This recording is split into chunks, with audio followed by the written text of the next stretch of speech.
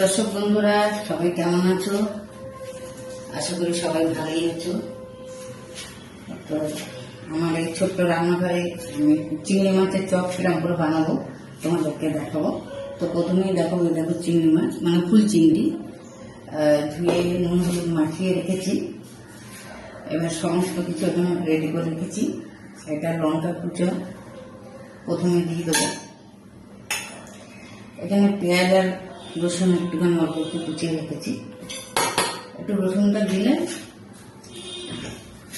ভালো গন্ধ বেরোবে, মানে আস্তে গন্ধটা বেরোবে। দেখো এখানে ধনেটা পরিষ্কার করে ধুয়ে কুচিয়ে রেখেছি, অল্প একটু দিয়ে দেবো।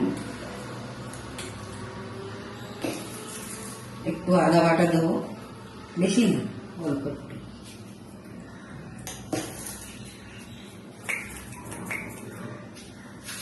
সামান্য একটু নুন যোগ করছি।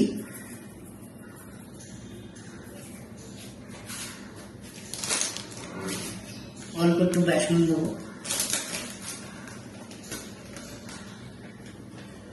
জায়গাটা ছোট হয়ে গেছে, বড় জায়গায় ঢেলে নিচ্ছি।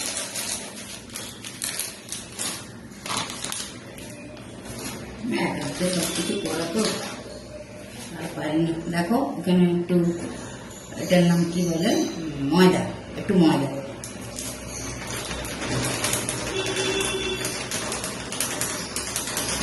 কোনটা কি নাম বলতে ভুলে যায়, বয়স হচ্ছে তো মনে রাখতে পারি না।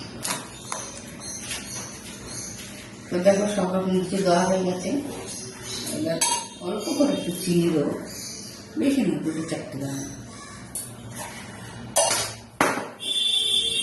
এবার আমাকে সুন্দর করে মেখে নেব।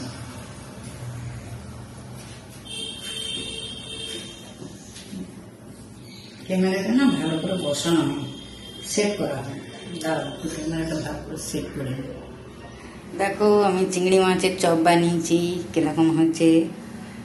কুচো চিংড়ির চপ, এতে ধনেপাতা কুচো, পেঁয়াজ কুচো, রসুন কুচা, আদা বাটা, একটু সামান্য চিনি, একটু নুন, লঙ্কা কুচি দিয়ে ভালো করে মেখে, বেসন দিয়ে মেখে বড়া করেছি।